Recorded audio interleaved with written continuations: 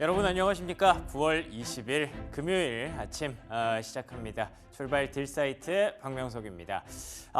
간밤의 뉴욕 증시 연준의 B컷에 대한 우려와 기대와 여러 가지 감정들이 좀 섞여 있었는데 하루 지나고 나니까 확실히 연준의 B컷이든 뭐든 금리 인하는 호재였다라는 게 확인이 되는 하루였습니다. 다시 말해서 연준의 금리 인하 타이밍과 어떤 금리 인하 폭에 대해서 시가장에 뭐 우려 섞인 시선도 있었죠. 그럼에도 불구하고 결국에는 그게 잘 맞아 떨어졌다라고 보는 그런 관점이 우세하게 득세했던 하루였는데요. 그럼에도 불구하고 우리가 좀 체크해봐야 되는 뭐 돌발 악재라든지 숨겨져 있는 악재들 여전히 잘 챙겨가야겠죠. 간밤의 흐름들 정리하면서 우리가 놓치고 있을 만한 그런 뉴스들은 뭐가 있을지 한번 정리해봤습니다. 브리핑 뉴욕으로 이어가도록 하겠습니다.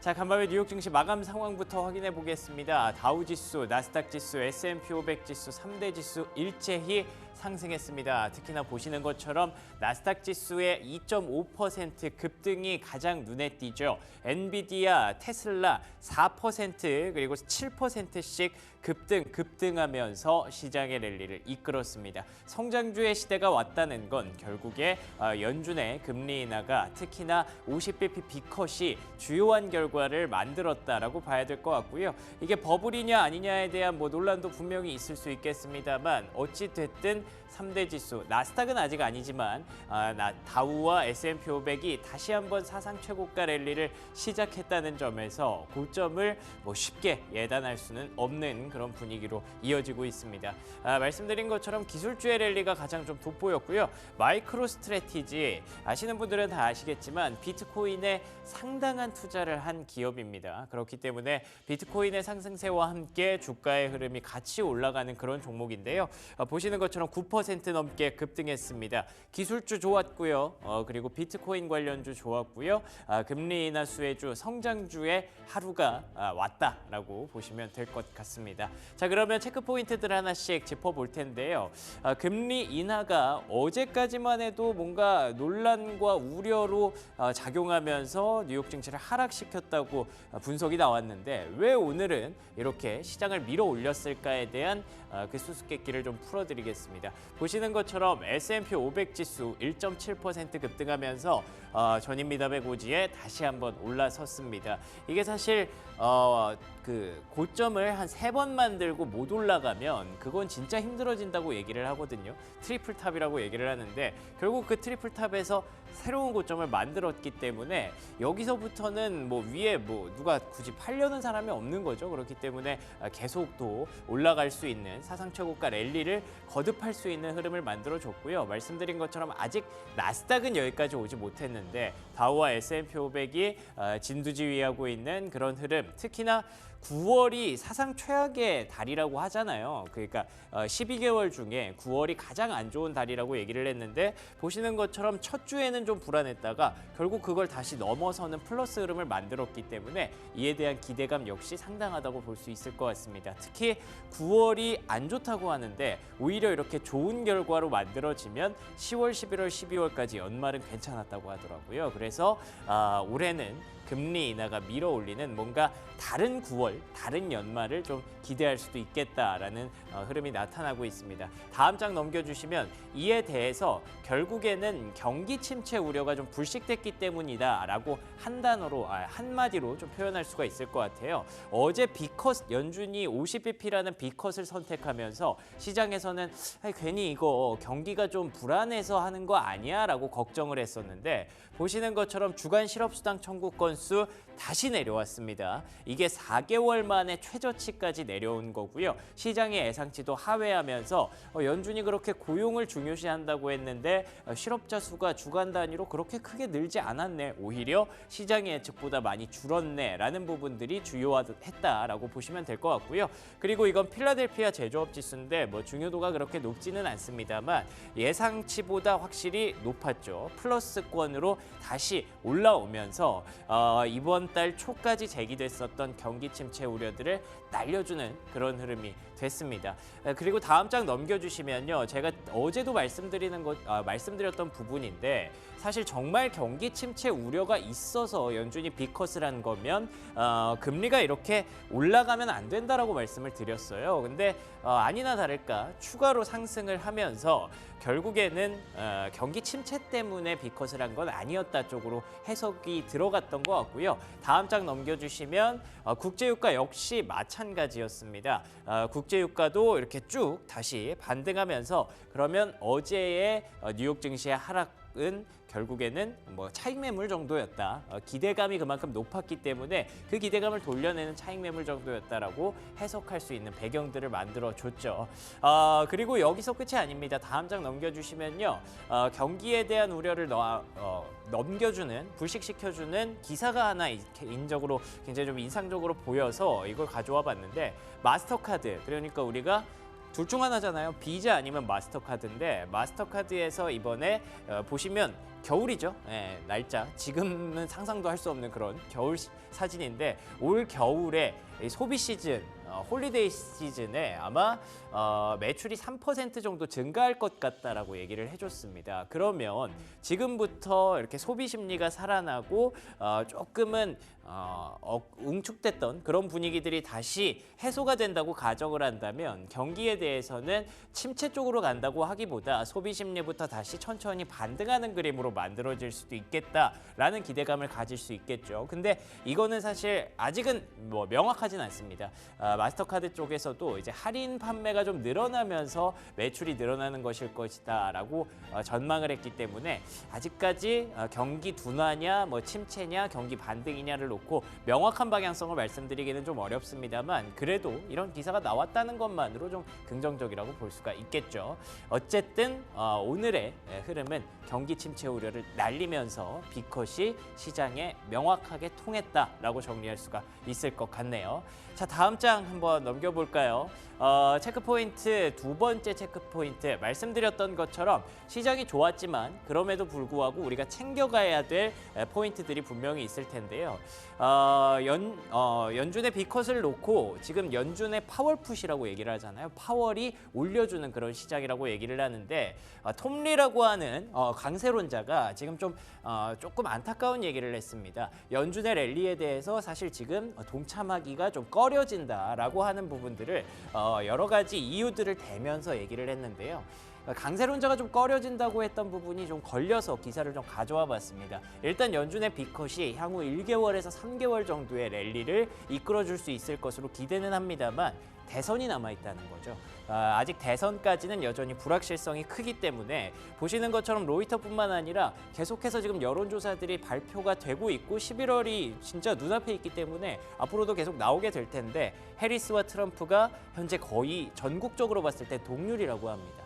펜실베니아를 비롯해서 뭐 네바다라든지 여러 가지 격전지들이 있는데 펜실베니아를 누가 가져가느냐에 따라서 결국 결과가 또 달라질 수 있기 때문에 만약에 여기서 트럼프가 다시 또 지지율을 높이게 된다면 뭐 트럼프 트레이드가 일어나면서 시장이 또 어떤 방향성을 띨지 알 수가 없다는 거죠. 그래서 톰리가 얘기한 이 대선 불확실성 여전히 좀 있다라고 봐야 될 것 같고요. 다음 장 넘겨주시면요. 마지막 체크 포인트로서 어떻게 보면 악재성 재료가 될 수도 있는데 아닐 수도 있는 엔달러 환율입니다. 보시는 것처럼 아직까지 쉽게 올라오지는 못하고 있죠. 왜 그러냐면 오늘 BOJ의 금융정책위원회에서 일본에서도 이제 금리가 발표되기 때문입니다. 다들 잘 아시는 것처럼 연준이 금리를 인하하고 있는 상황에서 일본에서는 금리를 인상하는 그런 움직임들이 나타나고 있기 때문에 결국 엔달러 환율이 거꾸로 내려가면서 내리꽂으면서 이게 시장에 굉장한 부담감을 줬던 기억을 불과 한 달 전이었죠. 그렇기 때문에 다 하고 계실 겁니다.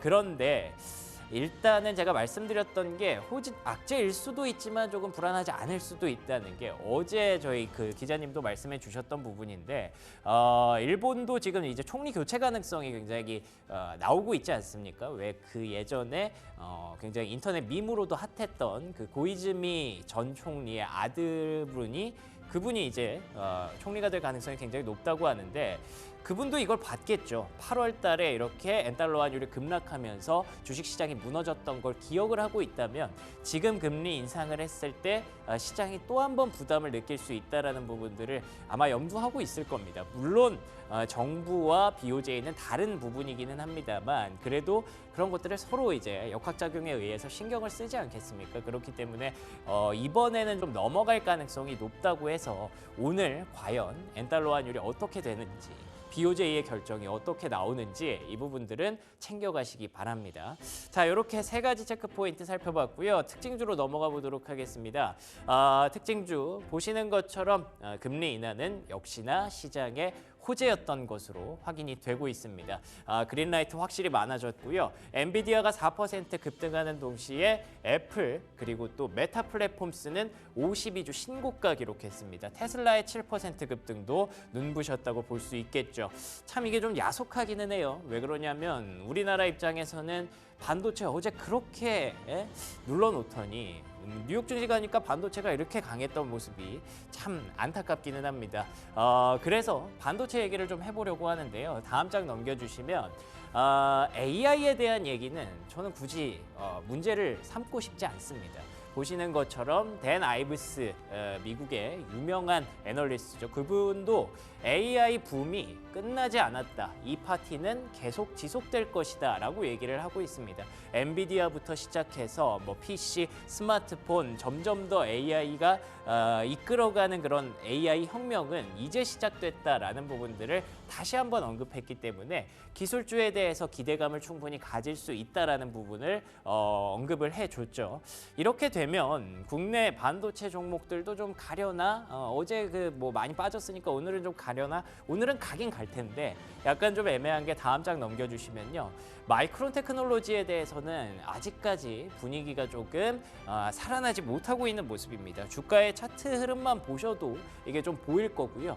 계속 얘기하고 있는 게 AI는 좋지만 AI에 들어가는 그 HBM에 대한 어떤 투자 수요가 과열되면서 공급자들의 공급 과잉 이슈가 좀 있을 수 있다. 이와 동시에 다른 D램 쪽에서 생각보다 뭐 스마트폰이라든지 서버라든지 이런 부분들이 백업이 되지 않는다라고 보면서 D램 가격이 좀 꺾일 수 있다라는 부분을 계속 시장에서 얘기를 하고 있습니다. 그래서 그 부분이 결국 삼성전자와 SK하이닉스에게는 악재로 작용을 하고 있는 모습인데 모르겠습니다. AI는 계속 지속될 가능성이 높지만 D램에 대해서는 불투명한 상황, 그걸 누가 이겨낼 수 있을까요?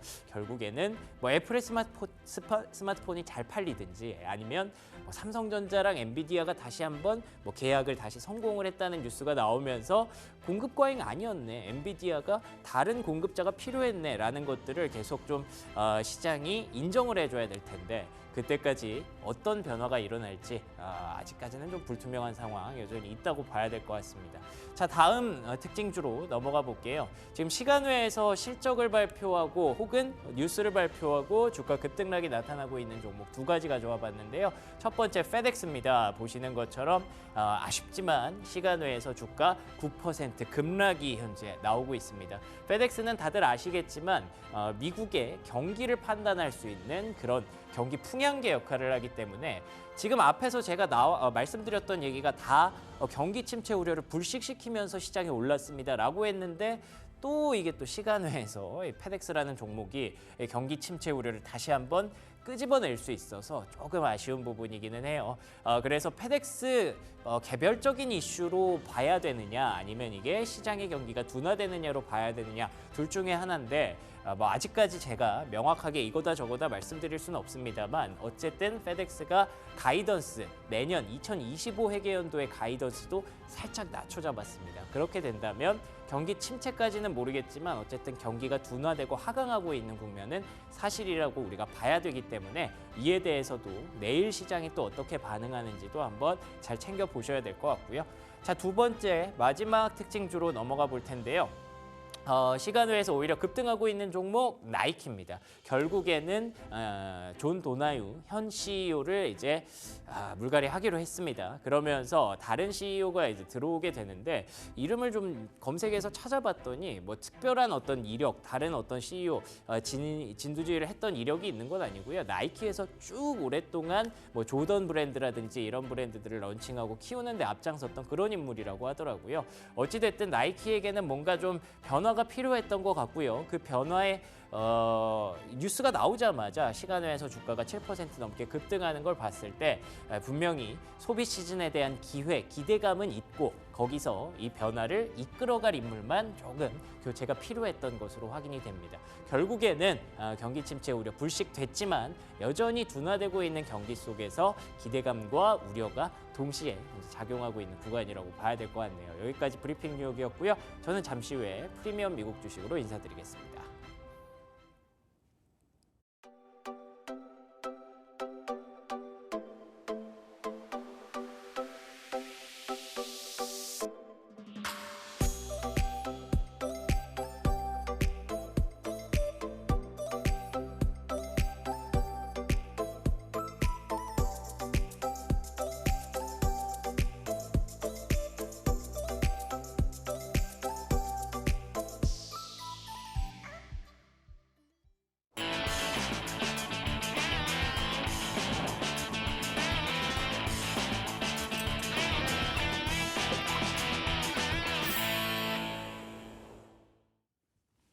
네, 글로벌 증시 마감 흐름 정리해보고요. 오늘 국내 증시 전망까지 이어갑니다. 프리미엄 미국 주식 헤르메스 스탁 하창환 본부장과 함께합니다. 안녕하십니까? 네, 안녕하십니까? 네, 안녕하십니까? 뭔가 오랜만에 시장이 좋을 때 나오신 느낌이 있어요. 네, 지난번에 또 딱 타이밍 좋게 네. 좋게 나왔다가 갔는데 네. 또 제 쉬는 사이에 예. 약간 좀 주춤하다가 오늘 다시 좀 좋게 진행이 되는 것 같습니다. 그러게요. 뉴욕 증시가 간밤의 어떤 이슈를 한 단어로 정리해봤을 때 결국 연준의 비컷이 먹혔다, 혹은 통했다, 뭐 이렇게 정리를 해볼 수가 있을 것 같은데 네. 최근까지 사실 비컷이 약간 좀 불안할 수 있다, 우려를 자극할 수 있다라고 얘기해 주셨잖아요. 네, 맞습니다. 그러면 간밤의 어떤 반등은 조금 또 시장이 또 오버를 하는 건지 그 부분에 대해서 좀 궁금하네요. 네, 일단은 제가 이제 비컷에 대해서 우려를 했었던 이유는 이제 달러 인덱스가 이 금리 비컷에 대한 발표가 나오기 직전에는 100선에서 왔다 갔다 하고 있었거든요. 그러니까 이제 캐리 트레이드를 좀 집중적으로 본다라고 한다면 이 비컷을 하게 되면 달러의 가치가 급격하게 떨어지게 되고, 그렇죠. 그러면 엔화의 가치가 상승을 하지 않고 제자리에 있더라도 저절로 좀 강해지다 보니 이렇게 되면 캐리 트레이드에 대한 우려가 좀 확대가 되지 않겠는가. 금리를 인하를 하면 뭐 크게 5가지 부분에서 좀 좋죠. 뭐 경기 부양도 되고 이제 유동성도 늘어나고 그쵸. 뭐 다양한 부분에서 긍정적인 부분이 있어서 원래는 이런 캐리 트레이드가 없다라고 한다면 금리를 낮추는 게 나쁜 거는 아니죠. 사실 시장에 웬만하면 호재가 되죠. 네. 그런데 이제 요번에 좀 비컷을 안 해야 된다라고 생각을 했었던 이유는 그런 캐리 트레이드에 대한 좀 우려가 있다 보니 이게 심각하게 했을 때 혹시나 이제 기술주 중심으로 또 자금 이탈이 발생을 하게 되면 이게 좀 부담감이 될 수 있다는 거 첫 번째. 그리고 이제 비컷을 할 때는 명확한 이유가 있어야 되죠. 그러니까 파월 의장도 기자회견에서 좀 강조를 했었던 게 경기 침체 아직 아니다, 경기 좋다, 그리고 고용도 좋다, 하지만 혹시 어떻게 될지 모르니 선제적으로 대응을 한다, 이런 식으로 좀 많이 강조를 했거든요. 그러다 보니까 이제 기자들이 제일 많이 질문을 했었던 게 아니 네가 말하는 거랑 지금 이제 경기 침체랑은 좀 약간 괴리가 있지 않느냐. 너가 말하는 것들이 포장은 잘 하고 있지만 결과적으로 지표로 우리가 보는 게 다른데. 다른데 이게 그러면 경기 침체 아니냐. 약간 그렇죠. 이런 질문들이 꽤 많았었거든요. 근데 파월이 이제 잠깐 멈추라고 하면서 이제 잘 대응을 하긴 했는데 결과적으로 주간 실업 청구 건수가 잘 나왔기 때문에 그게 좀 주요했던 것 같아요. 네, 이게 또 21만 9천 건으로 나오다 보니 뭐야 고용 괜찮잖아. 그러면 뭐 이게 선제적으로 한 게 괜찮겠다라는 거 플러스 알파로 비컷을 선제적으로 안 하고 오늘 요번에 만약에 베이비컷을 했으면 다음번에 또 비컷을 한 해 만에 이익이가 있을 거거든요. 그게 부각이 될 수 있었던 이유가 이 민주당에서 서한을 보냈는데 75bp를 컷하자라는 얘기를 또 했었어요. 그러다 보니까 네. 시장에서 원래는 75bp는 선지에 없었는데 그쵸. 갑자기 딱 생겼잖아요. 그러니까 비컷을 하고 나면 나머지가 이제 베이비로 될 확률이 굉장히 높다 보니 왜냐면 예. 점도표에서 나온 게 100bp니까 떨어뜨리는 게 그러면 이제 25bp로 떨굴 확률이 높고 그러면 이제 FOMC에서 큰 변동성이 나오기가 어렵다라는 거죠. 예. 그래서 그런 부분들이 좀 시장에서는 긍정적으로 판단을 한 것 같고 이제 어느 정도 그림이 좀 윤곽이 나왔다라는 부분을 긍정적으로 해석했군요. 그렇죠. 불확실성 자체가 많이 제거가 된 거에서 플러스 알파가 된 것 같아요. 왜냐면 그게 아니라면은 사실 엔화가 강세로 가다가 네. B급 발표 이후에 떨어졌어요. 제자리 도라미탑을 그것도 왔고 신기해요. 네. 네. 그리고 뭐 이제 달러도 떨어지다가 다시 제자리가 왔고요. 그러게요. 일단 채권 금리는 B컷 직후에는 급등을 했지만 또 이제 기자회견하면서 스물스물 내려왔거든요. 맞아요. 그러니까 그런 것들을 본다라고 한다면 참 시장에서는 불확실성을 싫어하는 게 맞구나라는 부분 그리고 또 이제 사람들이 생각을 하는 거죠. 일본이 분명 금리 인상에 대해서 얘기를 할 텐데 예. 요번에 나왔던 GDP라든지 경제 지표를 본다라고 한다면 지금 일본 니네가 그렇게 해도 강하게 돼? 해도 예, 돼? 약간 예. 이 생각이 있는 거죠. 그러면 오케이 너네가 하긴 해도 적어도 빨라야 12월이고 뭐 해봐야 1월이다. 그러면 대선 다 지나고 나서의 그런 플레이인데 그때 그 정도 되면은 금리도 어느 정도 내려와 있을 거고 자리도 잡혀 있을 거고. 자료도 잡혀 있을 거고 그러면은 그런 상황에서 달러를 뒤흔들기는 좀 상당히 쉽지 않다라는 거죠. 왜냐면 이미 금리가 그 정도면 많이 내려와 있을 때니까요. 그러네요. 그래서 그런 부분들을 생각을 해서 그러면은 캐리 트레이드 지금 뭐 우리가 계속 주시는 해야 되겠지만 생각했던 것만큼 그렇게 크게 걱정할 필요가 없겠네라는 생각. 거기에다가 이제 빅컷을 하면서 파월이 기자회견할 때 어떤 속보가 있었냐면은 바이든 대통령이 또 이번에 금리 인하와 또 물가 인하가 동시에 나오는 거에 대해서 저희가 발언을 하겠다라고 또 속보가 막 쭉쭉쭉 나왔었거든요. 그때 바이든 대통령이 얘기하는 게 사실 시장에 먹힐까 싶기는 한데. 그러니까 이제 그거죠. 대선 플레이를 하는 거에 있어서 이제 마사지를 좀 하는 거죠. 우리 경기도 좋고 힘을 실어주는 거. 네, 그런 멘트들이 또 실제로 나오기도 했어요. 이번에 네. 이제 기사 나온 거 보시면 아시겠지만 그런 멘트를 또 하다 보니까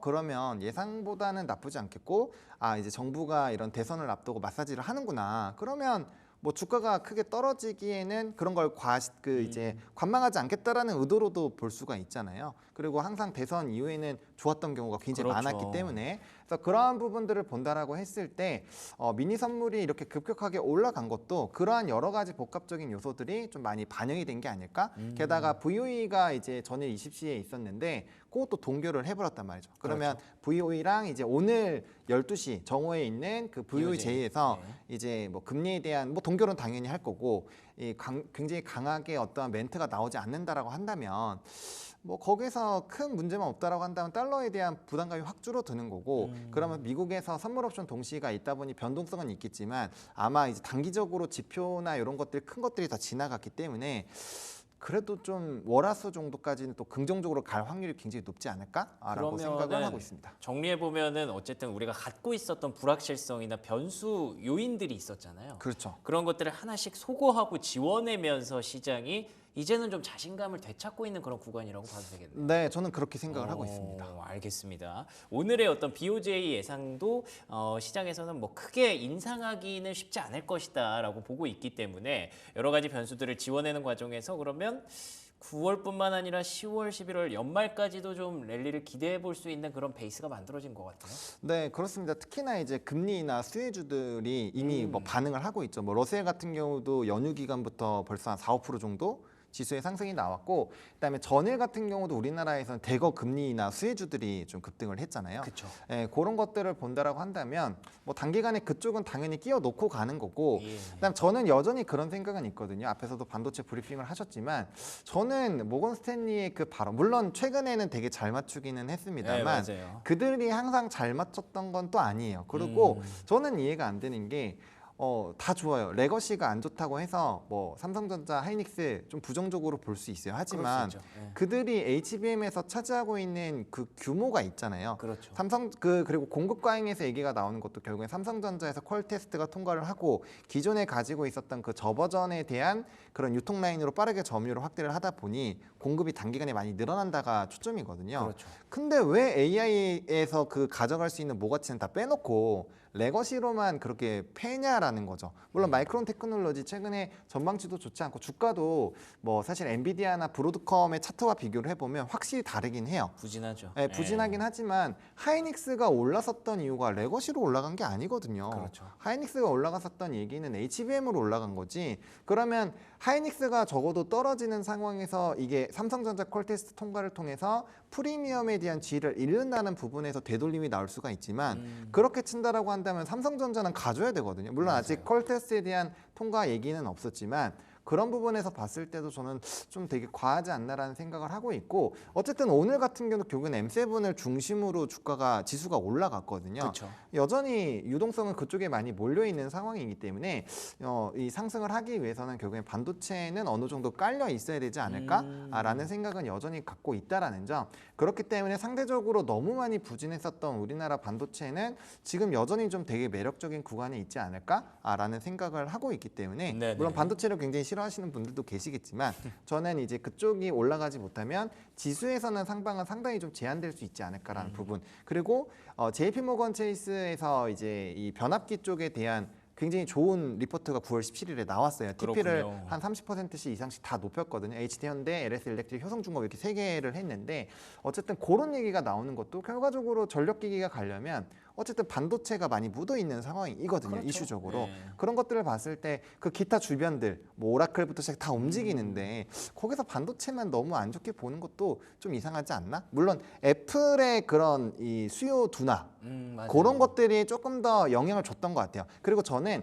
애플에서 만약에 판매를 잘했으면은 그런 얘기가 쏙 들어가지 않았을까라는 그쵸. 생각도 하고 네. 있기 때문에 좀 뭔가 뒤집을 만한 요인들은 아직은 있다. 그래서 반도체가 끝났다라기보다는 뭐 1차 랠리가 끝나고 약간 숨고르기를 하는 정도로 저는 보시는 게 맞지 않을까라는 생각은 여전히 가지고 있습니다. 저희가 얘기를 하다가 이 반도체, 국내 반도체까지 얘기가 좀 전개가 됐는데 이게 어쩔 수가 없는 게 국내 반도체가 어제 좀 급락을 하기도 했었고 그 배경들로 지적되는 것이 첫 번째가 경기 둔화 우려, 경기 침체 우려에 따라서 이제 AI 투자가 좀 앞으로는 지금처럼 가속화되기는 좀 어려울 것이다라는 우려가 있었고요. 그런데다가 이제 디램 가격 하락에 대한 우려도 마찬가지로 경기 둔화 우려랑 좀 맞닥뜨리는 부분이 있었습니다. 애플, 뭐 엔비디아 주가 좀 빠졌다는 건 알겠지만 근데 그럼에도 불구하고 AI는 계속 가고 있단 말이죠. 그렇죠. 네. 그게 또 간밤에 대부분 해소가 되는 그런 변수들이었거든요. 그래서 그 연장선에서 반도체를 좀 얘기를 할 수가 있었던 거고요. 오늘장 국내장에서 좀 반도체를 또 어떻게 보면 저가 매수세 기대하게 하는 그런 포인트들이 뉴욕 증시의 흐름에서 많이 나타났기 때문에 그 부분들을 언급을 좀 드렸습니다. 종목들에 대해서 얘기를 하다 보니까 또 채팅창에서도 그 페덱스 얘기를 좀 해주시는데 네. 페덱스가 혹시 국장에 영향이 또 있지는 않겠죠라고 걱정을 좀 해주시네요. 근데 페덱스가 물론 이제 뭐 실적의 전망치 좀 하이하고 예. 그래서 그런 부분에서 좀 하락을 하고 있고 아무래도 이제 좀 지표 역할을 많이 하는 기업이다 보니 경기 풍향계라고 얘기를 좀 하죠. 네, 그 부분에서 조금 우려감이 확대가 될 수는 있겠지만 그래도 오늘 같은 경우는 나스닥이 2.5%, 필반이 4.2%나 그게 이기겠죠? 네, 있는데 네. 이게 저는 더 수급적으로 보나 그런 것들을 또 우세해야 되지 않을까라고 생각을 하거든요. 그리고 요게 발표되고 나서 만약에 이제 엔비디아나 뭐 이제 필반 관련되어 있는 그런 ETF라든지 그런 게 또 급락이 나오면 잘 모르겠지만 제가 방송 들어오기 직전까지만 보더라도 크게 이렇게 뭐 눌리거나 그러진 않았거든요. 예. 물론 이제 장 끝나기 한 1시간 반 전부터 고점을 찍고 일부 조금 되돌림이 나오긴 했습니다만 그거는 이제 오늘 제가 봤을 때 이 페덱스 이슈보다는 선물 옵션 동시 만기 요게 있다 보니 수급적인 변동성이 특히나 개별주에서는 꽤 많이 일어날 거거든요. 그리고 요즘에는 또 그런 이제 주요 종목군들을 기반으로 ETF가 상당히 많이 나와 있는데 예. 그런 것들에 대해서 옵션에 대한 의사결정을 또 해야 되는 시기예요. 그런 것들이 있어서 약간 그런 부분에서는 변동성이 좀 생길 수 있다라고는 보고 있는데 글쎄요. 일단은 저는 페덱스 부분을 너무 배제하기는 어렵지만 그래도 최근에 발표됐었던 GDP 애틀랜타 나우 데이터가 2.5에서 3.0으로 다시 올라갔다라는 거. 그쵸. 그리고 우리가 2분기 때 GDP가 3.0이 나왔다라는 거. 실업률 좀 우려가 되고 있지만 주간 실업 청구 건수가 다시 좀 좋아졌다라는 거. 이제 제조업 지수는 필라델피아 그 은행에 대한 제조업 지수는 좋았지만 신규 주문이 좀 줄은 건 좀 아쉽긴 해요. 하지만 그래도 어쨌든 지표 자체가 반반 치킨으로 반은 좋았고 반은 조금 부진했거든요. 그쵸, 네. 그런 걸로 봤을 때 너무 부정적으로 보기에는 아직까지는 우리가 확인해야 될 요소들이 꽤 있지 않을까? 그리고 우리가 그런 것들도 선제적으로 알고 있죠. 대선을 앞두고 있어서 신규 주문이나 이런 것들을 단기간에 좀 멈춘다라는 얘기들을 우리가 이미 인터뷰나 이런 것들로 통해서 알고 있는 사실이거든요. 맞습니다. 예. 그러면 대선이 지나고 나면 그런 게 또 엄청나게 쏠릴 확률이 높아요. 그럼 단기간의 지표가 굉장히 좋아지겠죠. 그런 것들을 감안해서 신규 주문이나 이런 것들은 조금 다르게 해석을 해볼 필요가 있지 않나 정도도 좀 첨언을 드려보고 싶습니다. 아유, 알겠습니다. 뭐 제조업 PMI가 공개되는 동시에 그때 나왔던 얘기들이었던 것 같아요. 대선으로 인해서 주문이 조금 느려지고 있다, 연기가 되고 있다 이런 부분들도 있었기 때문에 뭐 만약에 지표 때문에 우리가 많이 빠진 증시라면 지표가 조금씩 살아나고 있을 때 그쪽에 또 기대를 하면서 또 증시가 반등하기를 기대할 수가 있는 거겠죠. 10가지 중에 10가지가 다 좋을 수는 없으니까 페덱스 뭐 이런 부분도 있다 정도로 이해하면 좋을 것 같고요. 아까 잠깐 선물옵션 동시만기일 얘기를 좀 해주셨는데 우리가 혹시 선물옵션 동시만기일 앞서서 좀 준비를 해야 되거나 걱정해야 되는 부분들이 있을까요? 일단 저는 개인적으로는 너무 선제적으로 많이 얻어맞은 부분들이 있어서 약간의 뭐 이제 주식 옵션에 대한 변동성이 꽤 커지긴 하겠고 그게 아마 이제 M7 중심으로 나오긴 할 겁니다. 특히나 이제 엔비디아에서의 변동성이 좀 클 거라고 생각을 하고 그렇군요. 있는데 예. 근데 조금 안 좋은 분위기들이 꽤 많이 지나갔고 지금 시점에서 어쨌든 빅컷이 진행이 되고 거기에 따라서 이제 긍정적인 부분을 일단 해석이 좀 옮겨간 상황이거든요. 그쵸. 그럼 그 다음 지표에서 빅컷만 나오지 않는다라고 한다면 전 반도체는 꽤 괜찮지 않을까라는 생각이 들어요. 왜냐하면 이제 모건 스탠리가 선제적으로 때리긴 했지만 트랜스포스에서도 그렇게까지 나쁘진 않을 거야라는 반박이 나오고 있는 상황이고 다행이네요. 또 나름대로 또 유명한 애널리스트도 그 정도는 아닌데 약간 이런 얘기가 일부 있는 상황이거든요. 그리고 결과적으로 젠슨항의 인터뷰들도 또 이제 중간중간에 있는 상황이고 그다음에 저는 블랙웨일 자체가 어쨌든 이슈를 그것까지 보고 나서 의사결정을 해도 늦지 않다라고 보고 있기 때문에 만약 블랙웨일이 오픈이 됐는데 그게 완전히 망했어요.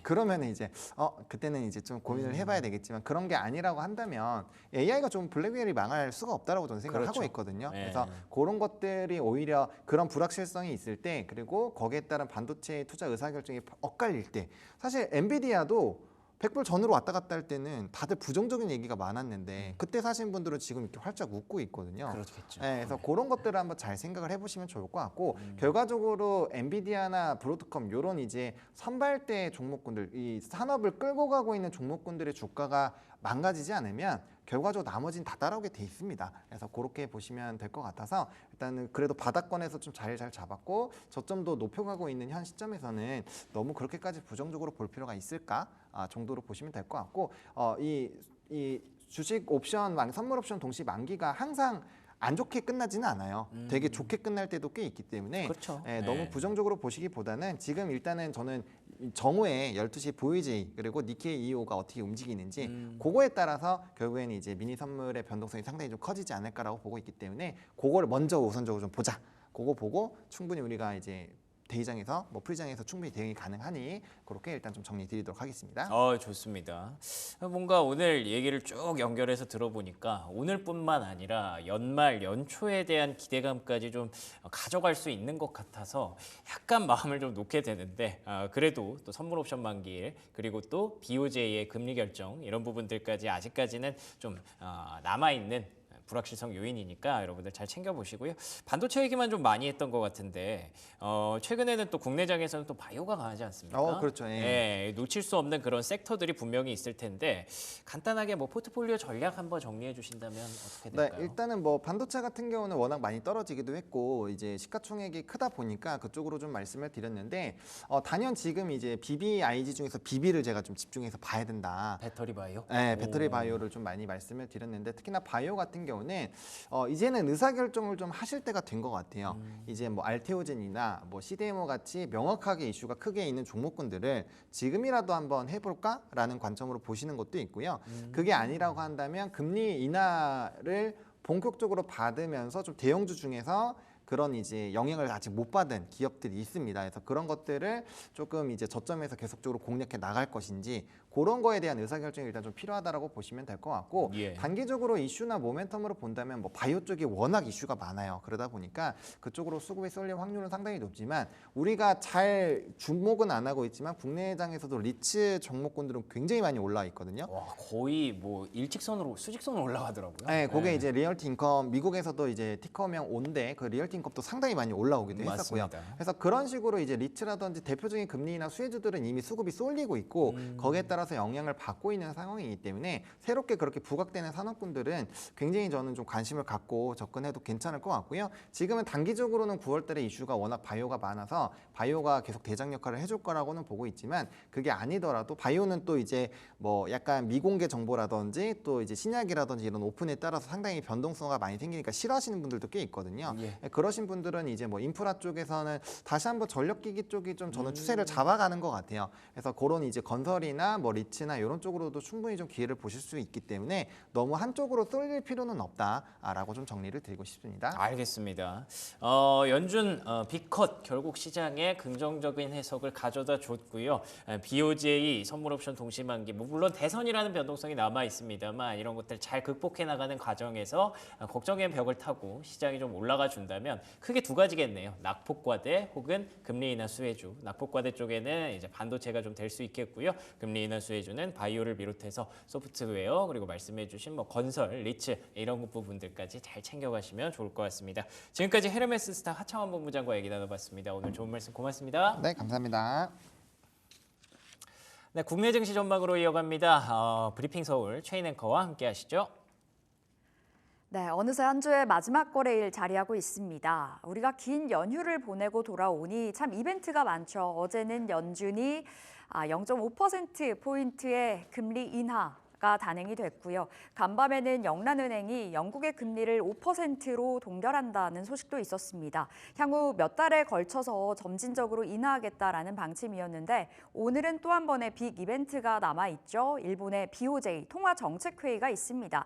추가적인 금리 인상을 예고한 가운데 지난 8월 5일 블랙 먼데이 기억나시죠? 엔캐리 트레이드라는 그 키워드가 중심에 서 있었습니다. 이번에 추가적인 금리 인상이 나올 경우에 또 한 번의 시장의 공포심을 자극할 수 있는 변수가 되지 않을까라는 우려도 있고요. 그리고 이제 간밤 돌아오는 이 뉴욕 증시는 선물 옵션 동시 만기일이기도 합니다. 여러 가지 이벤트가 자리하고 있는 이 시점에서 간밤에 뉴욕 증시는 빅컷에 환호를 했는데요. 오늘 국내 증시는 어떠한 흐름을 보여줄까요? 일단 어제 마감가부터 살펴볼게요. 코스피, 코스닥 모두 다 올랐습니다. 코스피가 0.2% 상승으로 2,580선까지 그리고 코스닥은 0.8%의 상승으로 740선 목전까지 올라와 줬는데 어제 반도체가 정말 공포 그 자체였었죠. 삼성전자가 2% 하락, SK하이닉스는 장중에 11% 급락까지도 보여줬었는데요. 그럼에도 불구하고 코스피가 0.2% 상승을 해줬다는 건 그래도 시장은 체감하는 그 흐름은 괜찮았다. 이렇게 볼 수 있을 것 같습니다. 자, 엔달러 환율의 흐름 오늘 예의주시에서 좀 보셔야 되겠습니다. BOJ 통화정책 이후에 그 흐름 보셔야 되겠고 외국인들의 셀 코리아는 이어지고 있습니다. 어제 장중에 1조 원 넘게 매도를 해주는 모습이었는데요. 그렇다 보니 시장의 하방 압력을 크게 받았었고 그 안에는 반도체가 강하게 자리를 잡았습니다. SK하이닉스 쪽으로 물량 크게 나왔었고요. 그래도 기관은 지속적으로 방어에 나서주는 모습이었네요. 어제 특징주 살펴보겠습니다. 현대차가 4% 가까이 올랐는데 밸류업 관련주들 전반적으로 좋았던 가운데 현대차는 제너럴모터스와 손을 잡았다라는 소식이 있었죠. 앞으로의 시너지 효과에 대한 기대감 속에 부품주까지 그리고 자율주행주까지 온기가 제대로 퍼졌던 어제였었고요. KT 최대 주주로 등극했다는 소식도 있었습니다. 국민연금이 아니라 이제는 현대차가 이 KT의 최대 주주라고 하고요. 고려아연, 영풍은 연일 뜨겁습니다. 이 오너일가의 지분 경쟁, 주가 상승의 공식이라고 볼 수 있겠죠. 고려아연 6% 상승 보여줬고요. 영풍, 영풍 정밀 두 종목은 모두 다 상한가로 들어갔습니다. 자, 전력기기주들이 정말 좋았는데요. 최근에 반도체와 이 커플링된 흐름을 보여줬었죠. 반도체가 안간히 전력기기도 좀 강하게 쉬어가는 모습이었는데 어제는 상반된 흐름을 보였습니다. 여러 가지 이슈가 있었는데요. 블랙록과 마이크로소프트가 손을 잡고 이 펀딩을 하겠다, 펀드를 조성하겠다라는 소식이 있었습니다. 천문학적인 규모였는데요. 무려 한화로 40조라는 돈을 모아서 데이터 센터 그리고 AI 인프라에 투자를 하겠다라는 거였습니다. 지금 전 세계 시장이 AI 고점론에 몸살을 앓고 있는 이 시점에서 40조가량을 투자한다? 그러니까 아직은 끝나지 않았다라는 반증으로 볼 수 있겠죠. 어제 일제히 다 좋았고요. HD 현대 일렉트릭 대장인데요. 11%가 넘게 올랐습니다. 재룡 전기는 6거래일 연속의 상승 랠리를 펼쳤네요. 그리고 어제 원전주 이슈가 있었습니다. 윤석열 대통령이 어제 체코로 날아갔습니다. 2박 4일간의 일정으로 진행이 되는 원전 세일즈, 과연 손에 무엇을 들고 올 것인가가 굉장히 기대가 큰 부분인데 일단은 변수도 있습니다. 웨스팅하우스 원천 기술은 우리 거다라고 지금 체코에 좀 강하게 항의를 했고 체코도 검토하겠다 그랬었죠. 딴지를 좀 걸고 있는 모습인데요. 윤석열 대통령이 걱정하지 않아도 된다라고 말을 하면서 어제 체코로 떠났습니다. 다만 주가의 상승 그 탄력도는 그렇게 크지는 못했고요. 보성파워텍 같은 경우에는 상한가도 갔었던 종목입니다. 얼마 전에요. 근데 어제는 하락으로 등을 돌리기도 했었고요. 두산 에너빌리티 3%, 우리기술, 한전기술 같은 종목들이 크게는 7%까지 시세가 나와줬습니다. 자, 그리고 아이폰 관련주들은 어떻게 봐야 될까요? 지금이 저점 매수의 기회라고 봐야 될까요? 애플 전문가죠. 대만의 ETF증권의 권밍치가 고객들에게 보내던 그 메시지에서 아이폰 16의 수요가 15보다 현저하게 떨어진다라고 메시지를 보냈다고 합니다. 15 시리즈가 나왔을 때 그 첫 주말에 판매량이 어마어마했다고 하는데 이번 16은 그만큼은 안 될 거라는 전망들이 지금 투자은행 쪽에서 계속해서 줄을 잇고 나오는 부분이고요. 그리고 애플 인텔리전스가 문제죠. 내년부터 서비스가 제대로 들어간다라는 소식. 한국이 1차 출시국임에도 불구하고 한국어로 지원이 안 된다고 합니다. 여러 가지 좀 발목 잡을 이슈가 있었던 아이폰 관련주인데요. 어제 전반적으로 급락 나왔고요. ITM 반도체가 7%까지 뚝 떨어진 채 마무리가 됐습니다. 근데 어제 NH투자증권은 지금이 기회다라는 리포트를 실었거든요. 참고해 보셔야 되겠습니다. 자, 다음으로 오늘 체크포인트 좀 살펴볼게요. 아직 더운데 반도체는 겨울이다. 참 반도체 때문에 힘든 하루하루를 보내고 있습니다. 모건 스탠리 발 악재라고 봐야 될까요? SK 하이닉스의 투자 의견을 26만 원에서 12만 원으로 절반 이상 줄여냈던 우리 추석 연휴에 있었던 일입니다.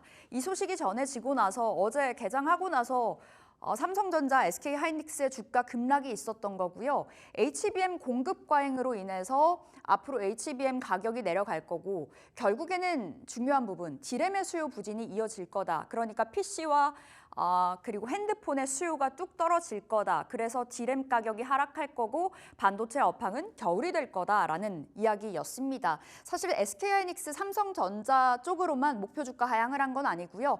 대만의 윈본드 그리고 대만의 나냐테크 쪽으로도 비중 축소를 말한 바 있습니다. 이번 보고서에서 다 나왔던 이야기였었고요. 일각에서는 너무 과도한 비관론이다라고 이야기를 합니다. HBM은 선 주문하고 후 생산을 한다고 하는데 그렇기 때문에 공급 과잉이라는 그 평가가 적절하지 않다라는 부분이고요. 삼성전자, SK하이닉스 1, 2분기 실적 컨퍼런스 콜에서 이미 HBM 물량 완판된 바 있다라고 밝힌 바 있습니다. 그렇다 보니 너무 과도한 해석이다라는 이야기도 나와주고 있습니다. 결국에 지금 부러진 투심은 어떻게 살려야 될 것인가가 관건이겠죠. 3분기 실적이 될까요? 마이크로테크놀로지의 실적 발표가 오는 26일에 현지 시간으로 있고요. 그리고 10월 초에는 삼성전자 3분기 잠정 실적 발표가 있습니다. 지금 실적으로도 비관론, 낙관론 이어지고 있는데 일단은 추정치는 내려갔습니다. 지금 삼성전자가 10조에서 11조까지 그리고 SK하이닉스가 6조까지 조금은 내려간 모습인데 그럼에도 불구하고 실적은 좋을 거다. 엔비디아는 일단 2분기에 이어서 3분기 최대 매출이 좀 기대가 되는 부분이고요. 삼성전자도 6년 만에 최대 매출 전망치가 나와주고 있고 SK하이닉스, 인텔을 처음으로 제치고 실적 3위에 등극할 거다라는 부분도 있습니다. 조금 이따 자리 옮겨서 반도체 어떻게 돌파구 마련해 봐야 되나 이야기 나눠보도록 하겠고요. 자, 어제 시장의 주인공, 최근의 시장의 주인공은 바이오인 듯합니다. 바이오 없음 서러워 살겠나? 진짜 그런 것 같아요. 포트 지금이라도 바이오 올라타 봐야 될지가 참 궁금해지는 시점인데요. 일단 비컷으로 인해서 다시 한번 바이오 우호적인 환경이 조성이 됐습니다. 여기에다가 생물보안법 미국 하원이 통과가 됐죠. 물론 상원이라는 문턱은 남아 있습니다만 그 찬성표가 306표 그리고 반대가 81표로 정말 압도적인 찬성으로 문턱을 넘었었기 때문에 상원의 통과는 시기상조다. 그러니까 상원의 통과는 좀 괜찮게 넘어갈 거다라는 이야기가 나와주고 있는 상황이고요. 삼성바이오로직스가 어제 역대 최고가를 다시 한번 써냈습니다. 다만 KB증권에서는 또 보수적인 관점도 풀어줬는데요. 2032년까지는 유예 기간이 있기 때문에 단기적인 관점 아니고 중장기적인 관점에서 바라봐야 된다라는 목소리도 내줬었고요. 어제 알테오젠 35만 원 터치가 됐습니다. 가보지 않은 길을 가게 되고 있는 건데요. 9월 23일자로 키트루다 SC 임상 3상 결과가 또 한 번 기다리고 있는 모멘텀이기도 합니다. 앞으로 알테오젠 어떻게 또 흘러갈 것인지 지금 보유자들의 영역인지 진단받아보도록 하겠고요. 자, 그리고 어제 3가지 종목에 있어서 목표가 상향 리포트가 아침부터 나왔습니다. 리가켄바이오 지금 얀센과 협력을 통해서 파이프라인 개발하고 있죠. 내년에 LCB84라는 그 후보 물질 임상 3상, 일상 결과가 나오게 됩니다. 그 결과 데이터가 굉장히 중요할 때 보이고요. 만약에 유의미한 결과가 나왔을 경우에는 단독 개발 옵션을 얀센이 행사하게 될 거고 리가켄바이오가 현금으로 2,600억 원가량을 수령하게 될 거다. 그러면서 목표 주가 10만 원에서 15만 원으로 올렸던 리포트가 있었고요. 어제 HK이노엔도 목표 주가 5만 원에서 7만 원으로 올라갔습니다. 40%의 상향이었죠. 테고프라잔, 위산 역류성 그 식도 치료제라고 보시면 되겠습니다. 우리나라에서는 K캡이라고 불리는 부분인데요. 이 임상 3상이 올해 말에 완료가 되는데 데이터를 확인하고 나서 미국 FDA의 신약 허가가 신청이 될 것으로 예상이 지금 풀이가 되고 있고요. 그렇게 된다면 내년 후에 2026년에 미국 시장 출시가 가능할 것이다라는 전망까지 나와주고 있는 상황입니다. 그리고 SK는 SK팜테코 때문에 리포트가 올라왔는데 SK팜테코가 이 상장사는 아닙니다. SK가 지분 보유량이 굉장히 많아요. 80% 이상, 86%가량을 갖고 있는데 생물보안법이 통과가 되면서 SK팜테코의 지분 가치가 올라갈 거고 SK는 조금 더 올려서 봐야 된다라는 부분이었습니다. 목표 주가 22만 원으로 상향 조정됐던 리포트가 있었습니다. 자, 바이오주 진짜 없으면 서러워서 살 수 있을까요? 지금 자리 너무 잘 가는 바이오, 지금이라도 좀 살펴봐야 될지 오늘 반도체부터 바이오 그리고 시장에 대한 이야기까지 풀어가 보도록 하겠습니다. 자, IS의 김태성 본부장 나오셨습니다. 어서 오세요. 네, 안녕하세요. 네, 본부장님. 네. 일단 간밤에 뉴욕 증시가 너무 좋았습니다. 네. 비컷에 제대로 반응을 해주는 모습이었는데요. 우리 첫 번째 반도체부터 이야기 나눠보도록 네. 하겠습니다. 어제 SK하이닉스가 11% 너무 과한 거 아니에요? 11% 장중에 급락이 나왔고 물론 한 절반은 되돌렸습니다만 이거 어떻게 해석을 해봐야 될지부터 좀 물어보겠습니다. 네. 어떻게 일단 보세요? 엔비디아가 빠졌는가? 뭐 엔비디아는 빠졌다라는 표현보다 조정을 지금 받고 있다라는 표현이 더 정확한 것 같습니다. 하지만 우리나라 삼성전자, SK하이닉스는 조정이 아니라 급락이라는 표현이 맞을 것 같은 그런 흐름들이 나오고 있고 어제는 거의 정점에 좀 달했었던 상황이었던 것 같아요. 특히나 모건스탠리 쪽에서 이 목표가 하향 리포트가 나오면서 그리고 이제 하향 리포트가 나오기 이틀 전날 이미 그들은 매도를 엄청나게 대량으로 해놓고 매도 리포트가 나왔던 그러한 상황이라 많은 투자자분들의 투심이 갑작스럽게 위축이 될 수밖에 없었던 상황이 아니었나라는 생각이 듭니다. 비컨 나오고 나서 시장이 바로 반응한 것이 아니죠. 네. 좀 시차가 있었죠. 그 시차가 있는 그 가운데 우리나라 투자자분들 같은 경우에는 굉장히 좀 불안 심리가 강하게 퍼질 수밖에 없었던 어제의 기술주들의 흐름이 아니었나 생각이 들어요. 정말 다행스러운 것은 뭐냐면 일단 1차적으로는 기관의 물량이 이 매도 물량을 받아줬다라는 게 첫 번째. 근데 여기서 우리가 긴장의 끈을 놓치면 안 되는 게 만약 이 매도 물량을 받은 주체가 연기금, 투신이었다면 그렇게 크게 걱정 안 했을 것 같아요. 네. 그런데 이들의 매도 물량을 받은 기관의 주체 다수가 아직까지는 금융투자의 물량이라는 것. 단기 쪽인가요? 그렇죠. 금융투자 같은 경우에는 아무래도 연기금과 투신보다는 조금은 단기적인 성향을 가지고 있는 주체이다 보니 수급의 연속성을 오늘도 보일 수 있을까 혹은 다음 주 오늘 이제 BOJ라든지 미국의 선물옵션 동시 만기가 있기 때문에 수급적으로 굉장히 큰 부담이 되는 상황이긴 하거든요. 오늘 아침에 끝난 미장이 많이 올랐기 때문에 그러니까 이것을 모두 이겨낼 만한 수급이 다음 주 초까지 연속성을 이제 보이는지 여부에 따라서 반도체 IT의 향방이 굉장히 크게 엇갈릴 가능성이 높다라는 의견 한번 들어보도록 하겠습니다. 어느 정도 좀 시간이 필요한 문제인 것 같은데요. 네. SK 하이닉스 그럼 어제 15만 원 이탈했던 이 자리가 또 기회 자리였던 것도 맞는 거예요? 지나고 나서 보니까 기회였던 거지. 네. 사실 가지고 계신 입장에서 15만 원 이탈하고 내려갈 때만 하더라도 와 이제 진짜 정리해야 되나 말아야 되나 공포감이 그게 달했을 법한 그러한 상황이었기 때문에 일단은 조금은 더 추이를 지켜보자. 하지만 14만 5천 원이라고 하는 이 중요 가격대는 다시 한번 이탈하게 되면 굉장히 위험할 수도 있는 그러한 가격대임을 미리 머릿속에 인지를 해두시고 매매 전략을 짜시는 게 맞지 않을까라는 의견 드리겠습니다. 알겠습니다. 그럼 이 가격대를 좀 잘 기억하면서 손절가라고도 좀 체크를 해볼 수 있겠어요, 그럼? 일단 사실 SK하이닉스에 대한 손절가는 의미가 없는 의미 것 같아요. 없어요. 그러니까 뭐 많은 매도 리포트의 중요한 포인트는 뭐냐? 디램의 가격이 올라가지 않고 있다. 네. 디램의 가격이 횡보하고 있기 때문에 올해 3분기, 올해 4분기 우리가 생각하는 것보다 실적 가이던스가 굉장히 낮아질 수 있다라는 게 이제 주요 골자거든요. 근데 거꾸로 생각을 해보면 HBM을 뭐로 만들죠? 디램으로 만듭니다. 네. 그런데 HBM이 그렇게 잘 팔린다라고 하고 있고 또 SK하이닉스가 여기서 추가 증설을 하지 않는다면 더 이상 만들어낼 HBM이 없을 만큼 지금 풀캐파가 돌아가고 있는 상황에서 단순히 디램 가격이 올라가지 않기 때문에 실적이 안 나온다? 저는 그것은 참 받아들이기 어려운 팩트가 아닌가라는 생각이 들어요. 그렇기 때문에 지금의 가격은 충분히 밸류 부담이 굉장히 해소가 되어 있는 가격대라 저는 SK하이닉스에 대해서 손절가는 따로 명시드리진 않을 것 같고요. 대신에 이제는 SK하이닉스를 내가 매수했다 그래서 V자 반등이 무조건 나와야 된다라는 욕심은 좀 버리셔야 될 것 같아요. 그래서 시간을 좀 가지고 투자를 하신다라고 했었을 때 지금의 구간은 신규 매수는 언제든지 환영. 네. 대신에 기존에 보유하고 계셨던 분들 같은 경우에는 3분기 실적은 꼭 체크를 하고 가셨으면 좋겠다는 의견 들어보도록 하겠습니다. 3분기 실적 이야기 네. 주셨는데 결국에 반전 카드는 3분기 실적이 될 것인가가 좀 중요한 부분인 것 같아요. 그러니까 그쵸. 숫자가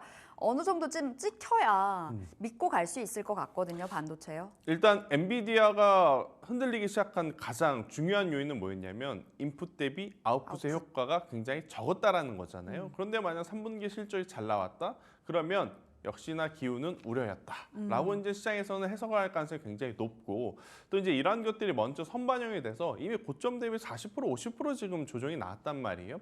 가격적인 메리트도 생겼기 때문에 전 3분기 실적이 잘 나오는 반도체 기술주들 같은 경우에는 충분히 반전의 트리거가 될 만한 요소로 우리가 잡아봐도 괜찮지 않겠나라는 의견 한번 드려보도록 하겠습니다. 네, 그럼 반도체 지금 자리에서 탑픽을 골라주신다면 일단은 SK하이닉스가 회복이 먼저 돼야 될 것 같아요. 그래서 네. 반도체 소부장 저도 보고 있는 종목분들 굉장히 많거든요. 뭐 PSK홀딩스, 유진테크, 원익그룹주도 보고 있는 기업 많지만 일단 SK하이닉스가 먼저 1차적으로는 19만 원대까지 빠르게 올라와 주는 게 저는 필요하다. 만약에 이제 19만 원까지 올라오는 페이스라면 소부장 따라 올라올 가능성이 굉장히 높다라고 좀 보여지고 있고 네. 19만 원이라는 가격대 위로 올라오게 되었을 때는 결국엔 다시 한번 20만 원 위로 그러니까 22만 원을 올해 하반기에 저는 최대 목표치로 한번 잡아봐야 되지 않을까라는 의견 드리겠습니다. 일단은 19만 원 넘겨야 좀 그렇죠. 생각을 해볼 수 있다. 2차로는 22만 원 주셨는데 1차적으로 19만 원 손절가는 의미 없고 네. SK 하이닉스 이렇게 받아봤습니다. 두 번째로는 전력기기 이야기 나눠볼 건데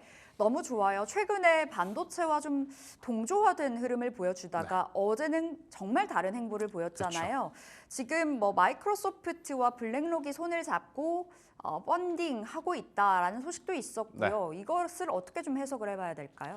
일단 결국엔 속도의 차이일 뿐 우상향으로 가는 산업임은 틀림없다라고 이제 말씀드리고 싶고요. 제가 지난주 금요일 날 아까 추석 연휴 보내기 직전에 제가 금요일 날 무슨 이야기를 드렸냐면 전력기기를 보시는 분들이라면 네. 지난 금요일 날 불편하실 때 오늘의 종가로 매수를 하는 게 저는 좋다라고 좀 말씀을 드렸거든요. 왜 그랬느냐? 반도체는 펀더멘탈이 좀 흔들리고 있고 센티까지 같이 흔들립니다. 그런데 전력기기 같은 경우에는 지난주 수출 데이터를 통해서 중대소 모두 이제 판매 단가라든지 판매 수량이 굉장히 잘 유지가 되고 있음을 우리가 눈으로 확인을 했기 때문에 흔들리지 않는 펀더멘탈과 센티멘탈까지 겹치게 된다라고 하면 당연히 수급이 들어왔을 때 누굴 먼저 끌어올릴 거냐? 결국 이제 전력기기다라는 거죠. 그렇기 때문에 이 섹터에 대해서는 단기도 좋지만 조금은 더 길게 보셔도 괜찮지 않을까 싶고 재룡전기, HD, 현대일렉트릭 네. 벌써 2년 동안 지금 추세가 만들어지고 있는데 저는 더 봐도 될 것 같다라는 의견을 한번 드려보도록 하겠습니다. 업사이드는 여전히 열려 있다라고 그렇죠. 말씀 주셨고 바로 탑픽으로 넘어가 볼까요? 전력기기 오늘도 그럼 종가 매수로 말씀 주실 건가요? 저는 오늘 종가 매수. 네, 종가 매수? 오늘도 여전히 종가 매수를 하셔야 될 것 같고요. 사실 HD현대일렉트릭이 대장이긴 한데 주가의 상승폭이 좀 부담스럽죠. 그러면 이들을 따라서 움직일 수 있는 LS 일렉트릭을 저는 이제 원픽으로 오늘 좀 말씀드리고 싶고요. 사실 이제 길게 보실 수 있는 분들 혹은 수급 밸류업까지 체크해 보신 분들 같은 경우에는 LS도 좋지만 일단 전력기기 하나만을 놓고 보자면 LS 일렉트릭이 굉장히 매력적일 수 있다는 의견 한번 드려보도록 하겠고요. 손절가는 13만 원, 그리고 만약 추가적으로 상승 시에 목표가는 20만 원을 한번 제시드려보도록 하겠고 여기서 이제 추가 팁을 드리자면 과거에 반도체가 가면 전력기기가 갔고 전력기기가 가면 그 다음에 또 전선주들이 따라 올라갔었다라는 것까지 여러분들이 꼭 한번 인지를 해보셨으면 좋겠다는 의견 드리겠습니다. 알겠습니다. 탑픽으로는 LS 일렉트릭 가격적인 측면에서는 조금 더 낫다라는 말씀 주신 거고요. 목표가 20만 원 잡아보도록 하겠습니다. 자, 그럼 본부장님 오늘장 전략 들어와야 될 텐데 간밤에 뉴욕 좋았잖아요. 오늘 어떻게 바라보세요? 결국엔 우리나라 증시의 가장 큰 문제는 외국인의 이탈이 아니었나 생각이 듭니다. 그래서 오늘 이제 시장이 상승함에 따라서 현물 증시에서 어제 대량으로 빠져나간 외국인의 수급의 방향이 다시 한번 우리나라 시장으로 들어오는지 여부가 가장 중요하다. 들어오게 된다면 남은 9월 거래일 동안은 굉장히 좀 편하게 볼 수 있는 그러한 시장이 아닌가라는 의견 한번 드려보도록 하겠고요. 일단 오늘 장에서는 너무 공격적인 어떤 트레이딩 전략을 세우시는 것보다는 BOJ 이슈도 있고 미국의 선물 옵션 동시 만기도 있기 때문에 비중 확대하기보다는 현재 비중 그대로 관망을 하시면서 보유하고 있는 종목에 대한 유연한 대응이 먼저 필요하다는 의견 드려보도록 하겠습니다. 자, 어느새 9월 거래일이 딱 오늘부터 7거래일밖에 안 남았더라고요. 일단은 좀 관망의 자세로 시장을 지켜보는 쪽이 좀 더 유리하겠다라는 관점으로 풀어주셨습니다. 자, 오늘 IS의 김태성 본부장 함께했습니다. 말씀 고맙습니다.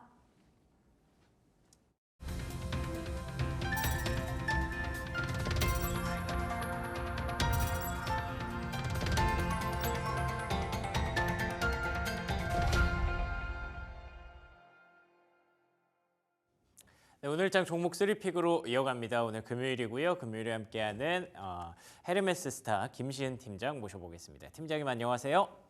네, 안녕하세요. 네, 반갑습니다. 자, 오늘은 시장 분위기 좀 기대하고 많이들 기다리고 계실 것 같은데요. 어떤 종목으로 대응해 볼까요? 네, 저는 ST팜이라는 기업을 가지고 왔습니다. ST팜, 우리가 흔히 말하는 바이오 쪽의 CDMO 기업으로 또 알려져 있죠. ST팜을 가져오신 배경 들어볼 수 있을까요? 일단 전일 우리 장에서 CDMO 3대장이라고 할 수 있는 바이넥스 같은 경우가 25%의 강세, 그리고 삼성 바이오로직스가 항상 100만 원을 넘을 듯 말 듯 하다가 이번에 확실하게 뚫어줬습니다. 이제 확대주가 되면서 3대중 중에 ST팜으로 다시 한번 관심이 몰릴 수 있는 상황이라고 보시면 좋을 것 같고요. 바이넥스라든지 삼성 바이오로직스 같은 경우에는 지금 52주 신고가 흐름들을 나타냈는데 반해서 ST팜 같은 경우에는 전고점을 다시 한번 트라이를 하고 있는 상황이라서 현재 지금 미중 간의 갈등, 특히 생물보안법 관련했을 때 그 후발주자로 ST팜이 조금 더 적합하지 않을까라는 의견 한번 드려보도록 하겠고요. 저는 일단 바이오 섹터 같은 경우에는 역시 금리 인하에 대한 기대로 인해서 다시 한번 부각이 될 수밖에 없는 상황이라 보시면 좋을 것 같습니다. 전일에 50bp에 대한 인하가 나오게 되면서 바이오 섹터의 강세 흐름들이 나왔는데 오늘 같은 경우 엔캐리 트레이드의 우려가 약간은 잠잠해지면서 미국 증시도 좀 강한 상황들, 물론 오늘 BOJ에 대한 내용들을 조금 더 확인해 볼 필요가 있긴 하나 그럼에도 불구하고 금리 인하에 대한 기대로 인해서 바이오 섹터 쪽에 대한 부각이 다시 한번 더 나올 수 있지 않을까라는 생각을 하고 있어서 저는 여전히 바이오 섹터는 계속 주시를 해볼 필요가 있지 않을까라는 생각을 하고 있는데 그 안에서 역시나 미중 간의 갈등, 특히 대선을 앞두고 있기 때문에 이런 내용들이 다시 한번 더 부각될 수 있다라는 점들, 거기다가 더해서 현재 중국의 대안으로 일본이라든지 유럽이라든지 인도라든지 굉장히 다양한 나라들이 부각이 되고 있어요. 하지만 레퍼런스를 보유하고 있던 ST팜이라든지 혹은 삼성 바이오로직스 쪽에 대한 수혜가 더 크게 나오지 않을까라는 기대도 함께 나오고 있는데 현재 ST팜 같은 경우도 보면은 최근에 중국 대신에 블록버스터 신약 원료 공급 계약을 맺었습니다. 실제로 25년부터 시생산 원료 공급을 시작을 했을 때 본격적으로 매출이 발생할 것으로 보여지고 있어서 생물보안법이 실행이 된다면 영향력 같은 경우에 확대가 될 것으로 기대를 하고 있고요. 거기다가 현재 올리고액산 같은 경우도 시장이 확대가 되고 있는데 그 안에서도 함께 수혜를 받을 것으로 보여지고 있어요. 세계에서 3위 그리고 국내에서 1위를 기록하고 있는 기업이다 보니까 이런 점들을 종합적으로 고려를 했을 때 현재 이 기업 같은 경우에는 앞으로 성장에 대한 여지가 크게 남아있다라고 보시면 좋을 것 같습니다. 누적 수주도 보면은 5억 달러를 돌파를 했고 2분기 같은 경우는 실적이 아직까지 좋지는 않았지만 4분기부터는 제론 쪽에 대한 그 물량 공급이 본격화가 될 것으로 보여지고 있어서 실적은 좀 집중이 되지 않을까. 거기다가 이 올리고동도 증설이 완료가 되면 생산 능력이 2배 정도 이상 커질 것으로 보여지고 있어요. 결국 바이오 쪽에서 생산 능력이 2배 정도 커진다라는 것은 그만큼 수주가 많이 들어왔을 때 수주를 받을 수 있는 능력이 된다라는 것이고 결국 매출 성장에 대한 부분들까지 연결이 되기 때문에 저는 굉장히 긍정적으로 바라보고 있는 입장이라 보시면 좋을 것 같습니다. 좋습니다. 말씀해 주신 대로 CDMO 3대장이 있죠. 삼성바이오로직스가 누가 뭐래도 대장이고요. 그 뒤를 쫓고 있는 ST팜과 바이넥스 이렇게 세 개를 묶어서 얘기를 하는데 어제 바이넥스가 처음부터 치고 나갔었고요. 삼성바이오로직스 조금 무거운 종목이기 때문에 5% 상승했습니다. 그런데다가 ST팜까지 사실 실적과 올리고 이런 것들 다 고려해 봤을 때 충분히 더 갈 수 있는 그런 종목이라고 볼 수도 있거든요. 생물보안법 수혜까지 엮어서 또 설명을 잘 해주셨습니다. 자, 그러면 가격 전략 어떻게 대응하면 좋을지 궁금한데요. 네, 전고점은 충분히 넘을 것으로 보여지고 있고요. 목표가는 13만 원, 그리고 손절가는 9만 원 라인대만 크게 이탈하지만 않는다면 조금 더 길게 좀 더 끌고 갈 수 있지 않을까라는 의견 드려보도록 하겠습니다. 알겠습니다. 실적이 뒷받침되는 종목이기 때문에 충분히 길게 끌고 갈 수 있는 그런 종목으로 분류를 해주셨네요. 목표가는 전고점 이상까지 보면서 13만 원 그리고 손절가는 9만 5천 원 일단 상승 추세 유지되고 있는 만큼 손절가까지 내려오지 않는다면 장기 보유, 중장기 보유도 좀 가능한 종목으로 언급해 주셨습니다. 여기까지 김시은 팀장과 ST팜에 대해서 얘기 나눠봤습니다. 팀장님 고맙습니다. 네, 감사합니다. 네, 앵커의 픽으로 넘어가 보도록 하죠. 오늘의 앵커의 픽은 LS 일렉트릭으로 정해봤습니다. 사실 간밤에 뉴욕 증시가 굉장히 좋았기 때문에 특히 나스닥이 2.5% 급등했기 때문에 그 안에서 주를 이뤘던 M7 그리고 엔비디아를 비롯한 반도체가 강할 거라고 예상은 합니다만 최근에 사실 반도체가 좀 불안하잖아요. 그래서 AI 중에서 또 다른 종목, 다른 섹터 선택을 해봤고요. 그 중에서 이 전력기기, 송전, 변전, 배전까지 전력운송 전반에 관여하는 LS 일렉트릭으로 한번 정해봤습니다. 전력기기 섹터가 어제도 핫했는데 사실 HD 현대일렉트릭은 조금 더 강하게 갔었고 약간 좀 아래쪽에 처져 있었던 LS 일렉트릭이 오늘 탑픽으로 정해봤고요. 경기 침체 우려가 불식됐 했기 때문에 간밤에 뉴욕 증시가 반등한 것만큼 또 AI 투자에 대한 우려도 조금은 흐릿해질 가능성이 높다고 보고 있습니다. 그런데다가 LS 일렉트릭이 또 북미 시장에 공략에 박차를 가하고 있는 그런 전력기기 기업이거든요. 텍사스 쪽에 생산 거점을 확보하고 있기 때문에 이 시너지까지 나타난다면 LS 일렉트릭 한번 기대해봐도 좋을 것 같습니다. 자, 그러면 마지막으로 AI의 픽 한번 물어보도록 하죠. 괜히 또 이럴 때 왠지 삼성전자가 나올까 봐 걱정되기는 한데 그래도 한번 확인은 해봐야 될 것 같아요. 간밤에 뉴욕 증시가 연준의 금리 인하에 힘입어서 급등세를 보였어. 특히 S&P 500은 사상 최고가를 경신했는데 이럴 때 코스피에서 사볼 만한 종목 하나만 추천해줘. 과연 어떤 종목을 이럴 얘기할까요? 때는 코스피에서 LG화학을 추천드립니다. 금리 인하로 인한 경기 회복 기대감이 커지면서 전기차 관련주와 2차 전지 관련주들이 긍정적인 영향을 받을 가능성이 큽니다. LG화학은 글로벌 전기차 배터리 시장에서 중요한 역할을 하고 있어 S&P 500의 상승과 맞물려 수혜를 입을 수 있는 종목 중 하나입니다. 그렇군요. LG화학이 S&P 500의 상승과 맞물릴 수 있는 종목이다.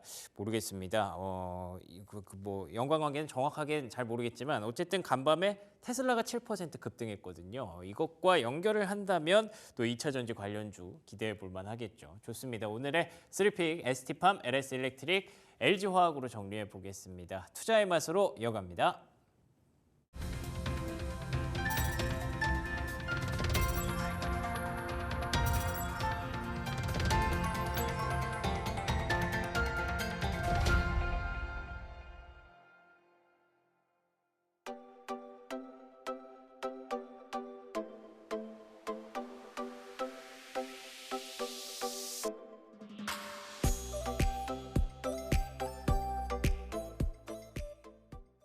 네, 투자의 맛 함께하겠습니다. 오늘은 LS증권 염승환 이사 모시고 시장 이야기 나눠보겠습니다. 어서 오세요. 네, 안녕하세요. 네, 이사님. 간밤에 뉴욕 증시가 정말 좋았습니다. 빅컷에 대한 기대감을 제대로 좀 받아가는 모양새였었는데 일단 어제장 우리 시장을 좀 복귀해 보자면 어제 시장이 그렇게 녹록치만은 않았잖아요. 지수 자체는 빨간불이었으나 사실 반도체의 급락이 너무나 부담이었었고 어제 전체적인 시장 어떻게 바라보셨어요? 아니, 그러니까 뭐 저만 그런 게 아니라 많은 분들이 느끼실 거예요. 이게 이럴 거면 국장을 왜 하고 있을까? 아마 이제 어제 물론 증시가 오르긴 올랐잖아요. 근데 네. 이제 답답했던 게 그 모건 스탠리의 보고서죠. 사실 이제 우리 그 연휴 기간에 그 하이닉스 주가를 이제 목표 주가를 반토막을 냈는데 그게 사실 뭐 저도 한번 이제 읽어보긴 했지만 이렇게 논리적으로 저도 그렇게 크게 좀 납득은 가지 않았거든요. 네. 사실상 근데 이제 모건 스탠리의 우리나라 그러니까 이 아시아 태평양 지역의 영향력이 꽤 큰 편이에요. 그러다 보니까 그 보고서가 나오고 나서 이제 우리나라 이제 기술주에 대해서 어제 삼성전자만 해도 외국인들이 제가 장 끝나고 확인해 보니까 9천억을 팔았더라고요. 네. 그러니까 하이닉스를 한 3천억 정도. 그러니까 어제 1조 1천억을 팔았는데 사실상 반도체 빼면은 조금 산 거죠, 어떻게 보면. 그러니까 반도체만 판 거죠, 어떻게 보면. 근데 우리나라는 반도체가 못 가면 증시가 오를 수가 없는 그런 구조기 때문에 그게 좀 너무 답답했고 또 한편에서는 이제 금투세 문제 때문에 코스닥이 좀 굉장히 힘들었잖아요. 근데 물론 이제 어제 오르는 모습은 좀 나왔지만 여러 가지 우리나라 이제 반도체라든가 이 금투세 이 두 가지가 좀 약간 발목을 좀 계속 잡으면서 미국의 비컷 기대감은 사실 그 전부터 계속 있었거든요. 네. 근데 이제 오늘 좀 미국 증시가 아침에 또 저도 일어나면서 보면서 느낀 게 참 미국은 이래서 다들 미국자나 보다 이런 생각이 들 정도로 너무 그냥 명확하게 가요. 갈 때 가지고. 근데 한국은 좀 여전히 답답했던 게 뭔가 변수가 생기면 위험 회피를 너무 좀 심하게 반영하는 것 같아요. 뭐 반도체도 그랬고. 그래서 어제 증시 물론 좀 오르긴 올랐지만 뭔가 좀 내심 좀 아쉬움이 가득했던 네. 그런 장이 아니었나 이렇게 생각을 하고 있습니다. 어제 확실히 또 상승하는 업종과 하락하는 업종이 좀 명확했었던 것 것 같고, 그리고 이제 B컷과 반도체의 대결이라고 좀 봤을 때는 사실 이제 국내 증시 안에서는 반도체에 초점을 좀 더 맞춘 것 같습니다. 삼성전자, SK하이닉스의 급락이 시장 제대로 좀 하방 압력을 부추긴 것 같은데, 그럼 일단은 이렇게까지 빠질 일은 아니라고 보시는 거죠, 이사님? 저는 이렇게까지 빠질 일은 아니라고 보고 있고요. 저도 이제 계속 고민을 안 해본 게 아니죠. 정말 이렇게 업황이 안 좋은가? 네. 많은 이제 보고서도 찾아보고 한 애널리스트분은 이제 보고서에 그런 또 얘기도 쓰신 것 같더라고요. 모건 스탠리 보고서에 좀 호점들이 좀 있긴 있어요. 근데 이제 거기서 거론했던 것 중에 하나가 내년에 HBM 공급강이 올 것 같다. 근데 네. 아시겠지만 HBM은 맞춤형 칩이기 때문에 미리 주문을 주지 않으면 만들어 놓지는 않거든요. 선주문 후 생산. 네. 그렇기 때문에 그리고 이제 삼성전자랑 하이닉스가 지난번 실적 발표에서 둘 다 똑같은 얘기를 합니다. 우리 내년 물량까지 다 완판이 됐다. 그러니까 이미 주문 받았기 때문에 그에 맞춰 생산하면 되는데 갑자기 공급강의 이슈를 꺼내면 이 엔비디아라든가 주요 고객사가 그럼 내년에 AI 가속기 지출을 줄인다는 얘기인가 이렇게밖에는 좀 들리진 않더라고요. 그리고 지금 삼성전자가 엔비디아에 통과됐는지는 아직 확실치는 않은데 젠슨항 CEO도 자꾸 언급을 하잖아요. 삼성이 이제 지금 테스트 중이고 요게 좀 빨리 들어왔으면 좋겠다. 근데 공급과잉이면 SK 하이닉스 물량만으로도 충분하거든요. 네. 굳이 뭐 삼성이 들어올 이유가 없는 거죠. 근데 그걸 원한다는 건 여전히 공급이 부족하다는 건데 그런 걸 보면 너무 좀 이렇게 막연히 내년에 그냥 공급과잉에 대해서 과거 사이클이 그랬다고 해서 내년에 꼭 그러려는 법은 없고요. 또 과거랑 가장 다른 점은 메모리 반도체 3사가 공급을 크게 늘리질 않았어요. HBM 빼고는. 그렇기 때문에 전통 메모리 반도체 지금 수요가 부진한 건 인정해야 됩니다. 그게 왜냐하면 좀 PC랑 모바일이 잘 안 팔리는 건 맞아요. 그래서 그것 때문에 빠진 건 우리가 인정할 수 있는데 그 뒤에 올 뭐 공급과잉 이슈 많이 생산을 했으면 공급과잉이 오겠죠. 근데 그건 아니기 때문에 내년에 공급과잉이 올 가능성은 높지 않고 이번 3분기가 좀 PC나 스마트폰 못 팔렸기 때문에 그거에 따른 약간 재고 조정은 좀 있을 수 있어요. 그래서 조금 이렇게 흔들리는 거지 전체적으로 공급과잉 가능성은 그렇게 높아 보이지 않고 또 한 가지가 중국의 이 창신 메모리라고 그러죠. CXMT라는 네. 회사가 요즘에 엄청나게 공급을 늘리고 있어요. 근데 그 회사 같은 경우는 이제 저사양 제품을 주로 만들거든요. 이제 흔히 DDR4라 그러죠.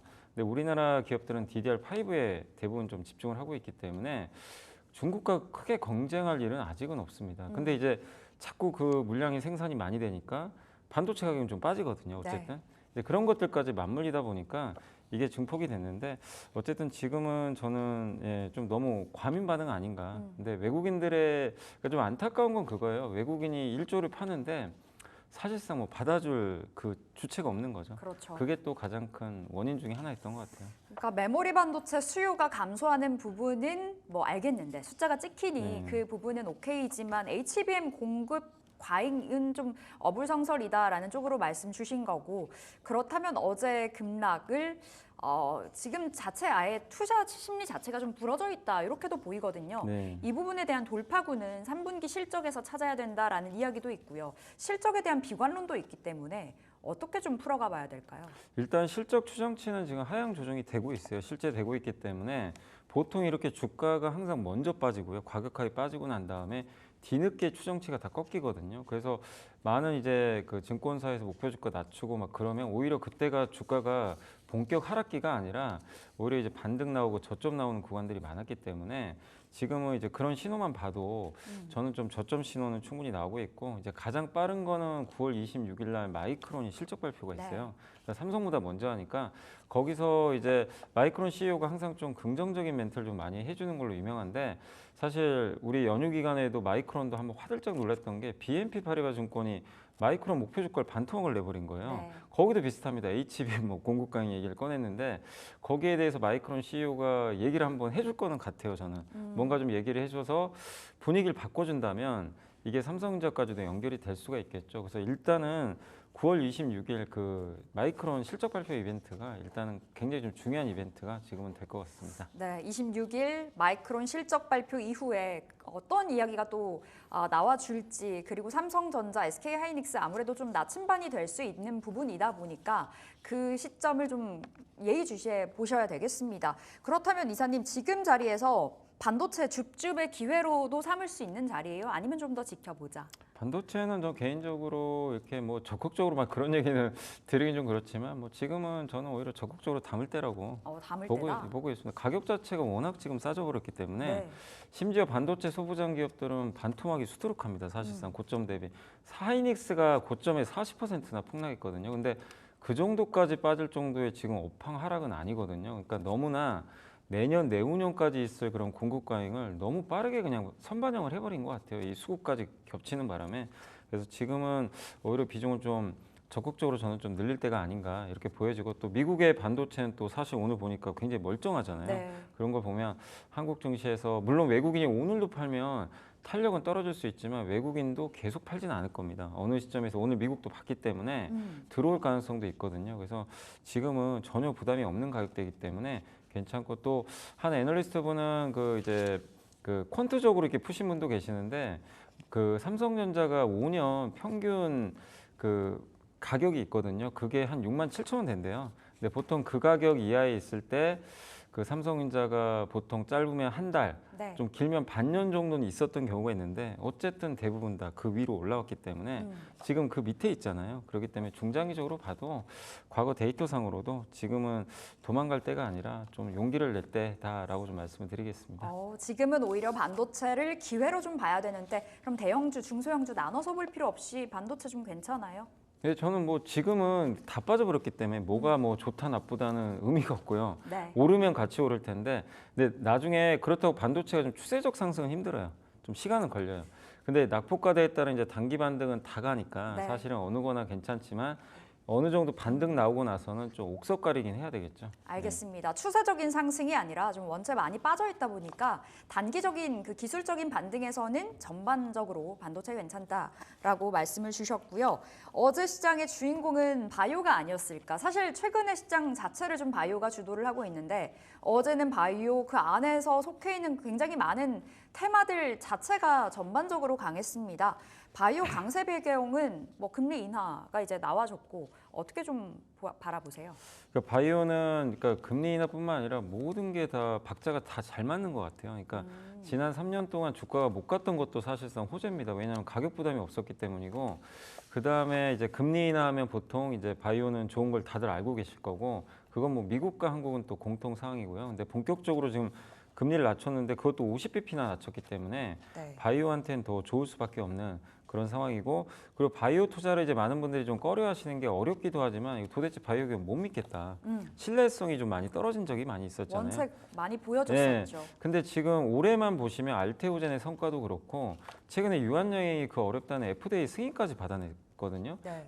그리고 SK 바이오판 같은 경우는 FDA 승인 받은 지 지금 5년 된 제품인데 지금 분기 매출이 1,000억씩 찍고 있어요. 그러니까 미국에서 숫자로도 보여주고 있어요. 그러니까 이게 승인에서 끝나는 게 아니라 유통망 확충하고 자체 판매까지 했는데 성과가 나니까 이제 시장에서 보는 그림이 달라진 거죠. 아, 바이오를 우리가 그냥 어떤 재료만 보고 FDA 승인 받겠지 해서 미리 사서 마치 그 게임주 이렇게 신작 게임 나오고 예전에 막 투자하셨던 그런 플레이처럼 단기적인 플레이들을 많이 하시는데, 이제는 좀 그런 것들이 많이 없어지고 바뀌어버린 것 같아요. 그러니까 올해가 상당히 제약바이오한테는 좀 중요한 투자의 좀 변곡점이 됐던 것 같고, 또 여기에 미국의 정책도 좀 호재잖아요. 뭐 이 복제약에 대한 좀 우대책이라든가 네. 또 생물보안법도 하원을 통과했으니까 이런 것들이 너무나 올해 좀 잘 맞아떨어지고 있기 때문에 바이오의 랠리는 뭐 일시적으로고 일시적이 아니라 좀 계속 지속될 수 있다 이렇게 보고 있습니다. 여러 가지 박자가 좀 잘 맞춰서 맞아 떨어져서 바이오가 좀 약진을 해주고 있는 건데, 그럼 생물보안법 이슈가 있었잖아요. 확실히 이제 CDMO 쪽 어제 굉장히 좋았고,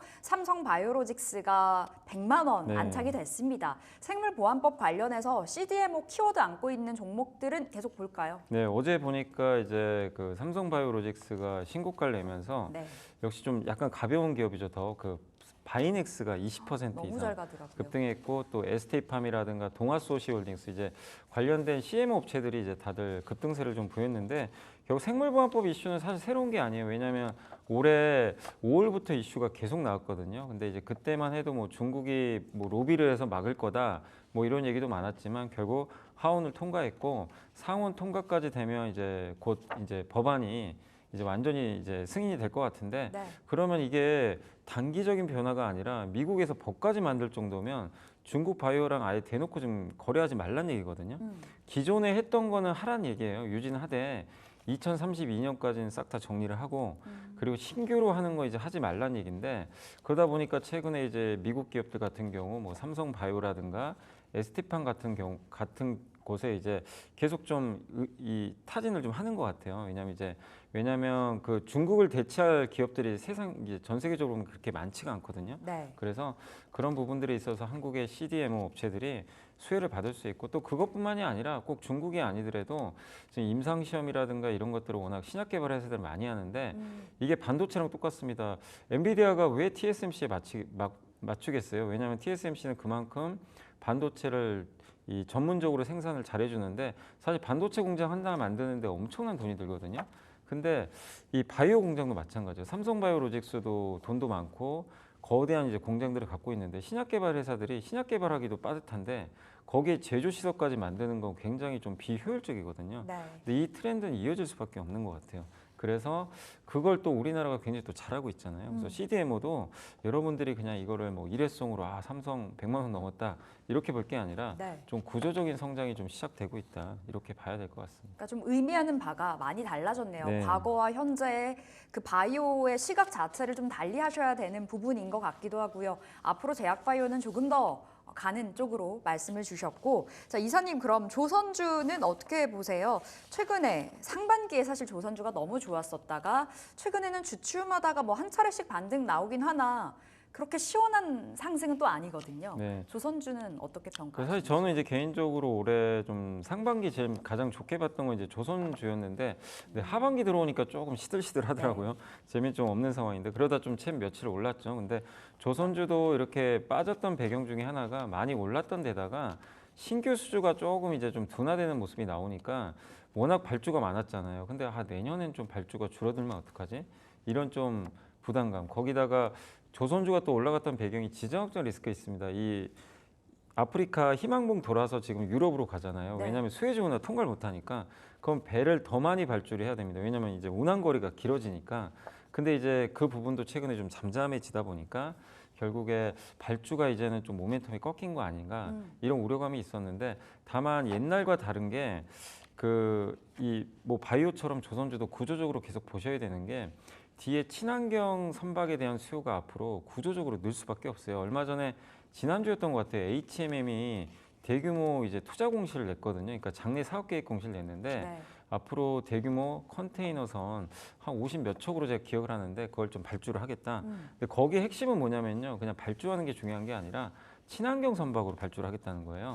그럼 친환경 선박은 이제 지금 많은 컨테이너선들이 예전 구형 선박들을 많이 운영하는데 탄소 배출이 많겠죠. 근데 그걸 운영을 하면 당연히 페널티를 좀 부과받게 되니까 그러면 친환경 선박을 바꾸는 게 HMM만 있는 게 아니라 많은 이제 해운사들이 그걸 해야 되기 때문에 네. 그런 관점에서 본다면 친환경 선박에 대한 수요는 꾸준히 늘 수밖에 없는 거죠. 이거는 굉장히 그 조선주의 그 상승 사이클을 연장시켜 줄 수 있는 좋은 저는 그림이라고 보고 있거든요. 그래서 그렇게 본다면 조선주도 지금 좀 최근에 올랐으니까 뭐 쫓아갈 필요는 없겠지만 지난번처럼 이렇게 조금 과격하게 조정이 나온다면 중장기적인 관점으로 좀 보시는 거 저는 괜찮다고 생각합니다. 조선주에게 굉장히 우호적인 시각을 보여주셨고, 그러니까 지금 자리에 들어가자라는 관점보다는 어느 네. 정도 눌렸을 때 괜찮다. 근데 방산주와 조선주의 성격이 좀 비슷하다고 말씀 주신 걸로 기억하거든요. 어느 부분에서 방산과 좀 함께 바라볼 수 있다고 보세요? 방사는 명확하죠. 지정학적 리스크 터지면 누가 봐도 이제 무기 수요 느니까. 조선도 아까 말씀드린 거랑 똑같아요. 지정학적 리스크 수혜주예요, 사실은. 아까 제가 말씀드린 대로 선박이 수에즈 운하 통과하면 예를 들면 뭐 10일 만에 유럽까지 간다고 치면 아프리카 희망봉을 돌아가면 20일 걸리면 10일만큼 이게 공백이 생기죠. 그러면 그거를 뭘로 채우냐면 배를 더 많이 만들어서 네. 그 공백을 채워야 되거든요. 그래서 지정학적 리스크가 터지면 선박 수요가 늘 수밖에 없어요. 그게 이제 첫 번째 이유고 또 러시아랑 우크라이나 전쟁 터지니까 무슨 일이 발생했죠? 독일도 그렇고 유럽이 러시아에서 가스를 그 파이프 통해서 받았잖아요. 근데 지금 뭘로 받죠? 미국에서 LNG 선박으로 받고 있어요. 그러니까 이 전쟁이 나다 보니까 가스 수요는 당연히 필요한데 러시아에서 못 받으니까 이제 LNG는 배로 운송을 하거든요. 그러니까 LNG 운반선 수주가 급격하게 늘어난 배경이죠. 그러니까 방산이란 무기는 아니지만 어쨌든 지정학적 리스크가 두 산업을 완전히 바꿔버린 거죠. 그게 좀 공통점이었고 또 한 가지 우리나라 요즘에 또 얼마 전에 그 하나오션도 그 MRO 사업이라 그래가지고 미국 군함수리 네. 그거 수주 하나 받았거든요. 그러니까 미국 방산 시장에도 이제 진출했고 아마 올해 그 뭐 계약을 맺을지 모르지만 미국의 필리조선소라고 그 해군 군함 만드는 조선소 이제 인수한다고 네. 공실도 냈거든요. 그러니까 실제 방산 시장에도 우리나라가 또 진출을 하게 되는 거죠. 그런 면에서 굉장히 저는 좀 방산주의 성격을 많이 갖고 있다 이렇게 보고 있습니다. 지정학적 리스크의 그 성격, 그러니까 어느 정도의 수혜를 좀 받아볼 수 있는. 네. 안 그래도 새벽에 또 이슈가 있었잖아요. 헤즈볼라 수장이 이스라엘 강력하게 좀 보복하겠다라고 말도 했어서 조선주 지금 자리에서의 또 추가적인 반등, 상승 기대해 볼 수 있을 듯 하고요. 그럼 이사님, 지금 외국인들의 셀코리아가 계속해서 이어지고 있는 부분이 참 부담인데 일단 오늘장은 어떻게 바라보세요? 오늘 좋을까요? 일단 이제 외국인들이 이렇게 대량으로 팔고 나서는 급격하게 갑자기 바꾸는 경우는 많지는 않은데 다만 이렇게 이제 미국 증시가 분위기를 딱 바꿔주면 매도를 멈추는 경우들은 과거에 많이 있었거든요. 그러니까 지금 외국인이면 팔지만 않아도 우리나라 증시는 급등할 조건은 갖춰져 있습니다. 왜냐하면 지금 네. 낙폭이 워낙 큰 상황이고 또 반도체에 대한 그 시각이 안 좋았지만 어쨌든 과매도 됐고 그거를 오늘 미국 증시가 또 보여줬죠. 미국의 반도체가 급등했기 때문에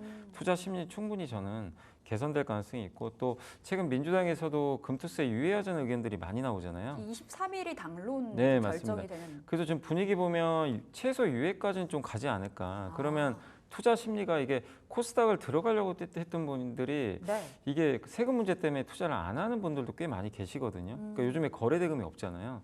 근데 최소한 유예 정도 된다라는 심리가 확산되면 주가는 많이 빠져 있으니까 사실상 사는데 부담이 없거든요. 네. 그러니까 그런 것들이 좀 우호적으로 바뀔 수가 있기 때문에 일단 지금은 한국 증시가 추세적 상승보다는 과매도에 따른 이제 단기 좀 급한 반등은 충분히 나올 수 있는 조건들은 갖춰져 있다. 그래서 저는 좀 미국과의 좀 너무 벌어진 이 갭을 메꿀 수 있는 그런 좀 약간의 단기 강세장은 나오지 않을까. 단기 강세장은. 네, 그렇게 예상은 하고 있습니다. 원차 이제 좀 많이 떨어졌고 네. 또 환경은 올라갈 수 있는 환경이 좀 조성이 된다면 외국인들이 컴백을 해주고 금투세가 어느 정도 유예 쪽으로 가닥이 잡힌다면 시장 또 반등 나와줄 거다라는 관점으로 말씀 주셨고요. 추세적인 상승보다는 많이 빠졌던 만큼의 좀 단기적인 반등 나올 거다 이렇게 또 전망 보여주셨습니다. 자, 오늘 투자의 맛 여기서 인사드릴게요. LS증권 염승환 이사 함께했습니다. 말씀 고맙습니다.